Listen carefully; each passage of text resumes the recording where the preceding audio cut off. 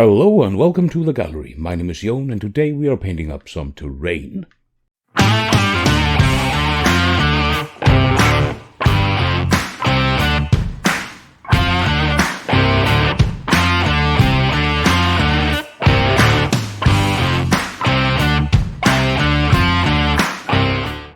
A couple of years ago, a good friend of mine gave me the Warcry Starter set, and I, a diligent hobbyist, of course, took everything out of the box, stripped it of the sprues, cleaned it up, glued it together, and primed it. And then it sat there. I painted up the models, the two teams. The beasts are still sitting around in the background somewhere. But the terrain was just sitting there. I've played on the primed plastic, but haven't painted it yet. So this week I decided, screw this, let's finish this thing off because there's a new set out and I can't imagine even thinking about, even contemplating getting the new set, the Red Harvest, until I finish the original one. And so that's what I did, using quick and dirty methods just to get some color on the damn things. Right, here we have it, the Warcry terrain, and it is a lot of different pieces in this, so there's a lot of work in front of us. But of course, this is going to be quite simple. We're technically only working with three things here. It's the stone, it's the wood, it's the metals. So let's make it quick and simple. I base coated it with sandry dust, and then did a really harsh highlight of wraithbone over top of that. We're starting with a little bit of flavor to the color. So we're using contrast paints and washes, Agrax Earthshade, Agros Dunes, and just spraying that in splotches here and there on the stonework to get some sort of semblance to age to it, because it's pretty pristine at this point. So we're just spraying that willy-nilly here and there, just getting some sort of look to it. This is not going to be a uniform coat, and the contrast paint is not going to behave like contrast paint. That means seep into the crevices and stuff like that. But it's going to taint it a little bit, make it a little bit more interesting. And we're focusing mainly on the bottom and a little bit on the top where there will be walking and stuff like that. Just getting a good solid look to it that looks old and aged before we go even further with aging it later on. First thing we're just doing, like I said, is getting some colors down. And this takes a long time. Of course, I'm using an airbrush, but you can do this with a regular brush. It will act a little bit different, but not too much. After that, we're dry brushing over literally everything with both Carrick stone a little bit and then a little bit of wraithbone as well, just getting some highlights again, because like I said, the contrast paint is not seeping in, the shade is not seeping in, it's lying on top of everything. So just getting a little bit of extra look to it, a little bit of extra pop, so it gets a little bit more interesting. And that's basically the stonework done until we hit the oil washes later on. Now the wood, we're just going for wildwood contrast paint over all the wood, just simple as that. Be careful not to miss anything. There's a lot of little wood bits here and there, and we're going over all the panels, the bridges, and also all the spiky bits. And if it goes willy-nilly and it goes on the chains, it's okay, we're still gonna paint the chains, trying to keep it off the skeleton, because it's a good baseline to keep the bones and the skeletons looking like this to begin with, because with the wash, the oil wash later on, it'll make it a lot more interesting. Then again, we just dry brush over it, Carrick stone, a little bit of palette witch flesh, just make it pop a little bit again.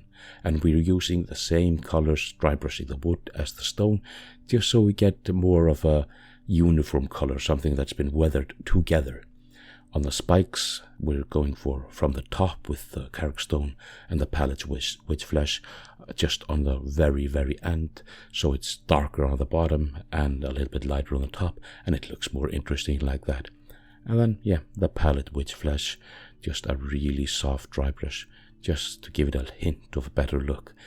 Just don't go overboard, don't lose your mind, it's just a little bit. If you do too much, it's gonna look almost bland, even though it's even more contrast going on, but it's gonna look a little bit on the bland side. Now all the metallic bits, except the bell, I'm just throwing down lead belcher on that. Just simple enough. And it's a little bit of brushwork. I mean, there's a lot of bars and a lot of nails and a lot of metal spikes and a lot of chains going around. But this, okay, I'll grant you, this is the most time-consuming bit. That's this bit painting in the metallics. But surprisingly enough, not that time-consuming if you are working on it. Like, it doesn't really matter if it's perfect. You're going to play with this. There's a small dot here or there that's not perfect.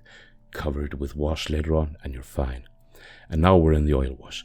This is just a dark umber oil paint mixed with mineral spirits, and we're going over most of the bottom part of the models, keeping in tone with the weathering that we started earlier with the shade and the contrast paint, going over the bottom part of it, getting a little bit more dirty and grimy on the bottom, like it's been weathered, like there's stuff been flying around on it for a millennia or whatever you want to call it, however long.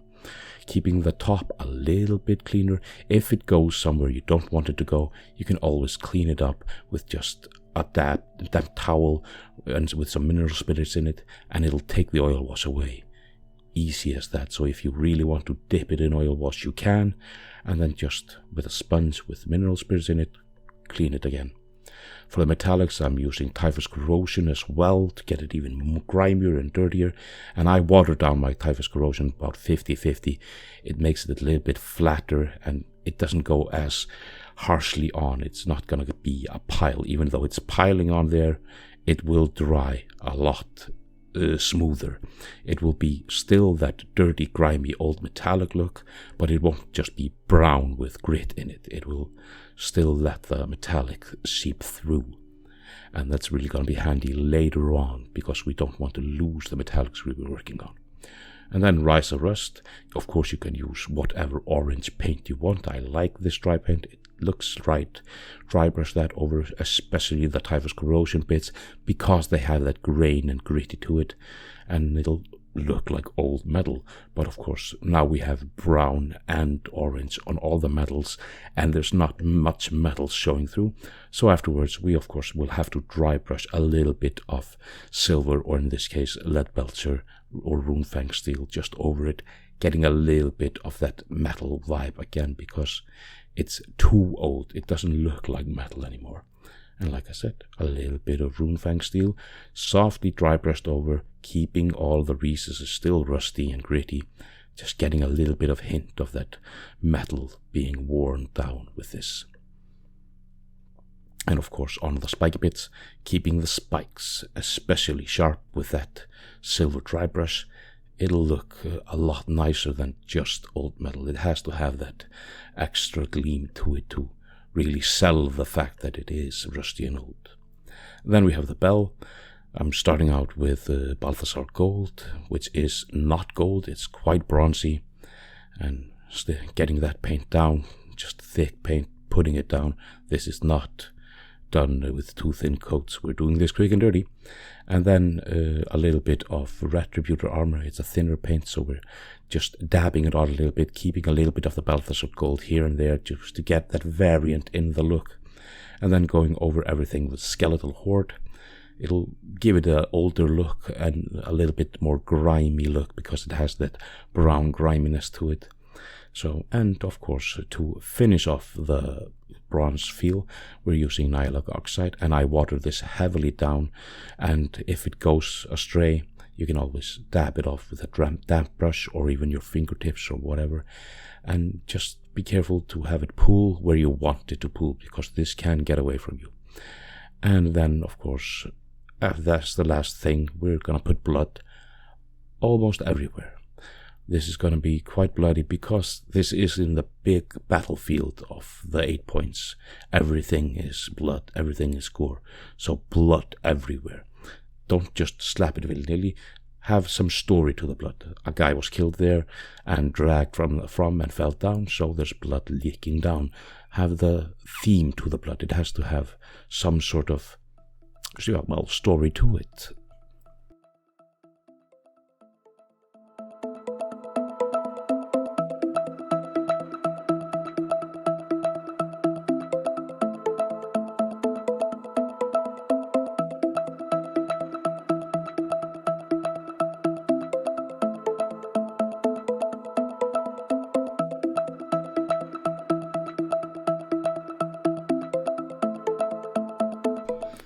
And there we have it. The Warcry terrain is finally painted up, and when it's all on the table, it looks good enough to play a good round of Warcry on it.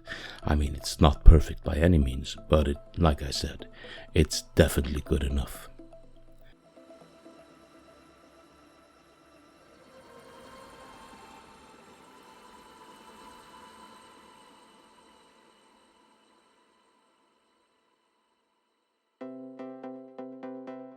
Thank you very much for joining me here today. There are links in the description for all kinds of stuff, social media and various tidbits. You do with it what you will. Like, share and subscribe and cry it out in battle.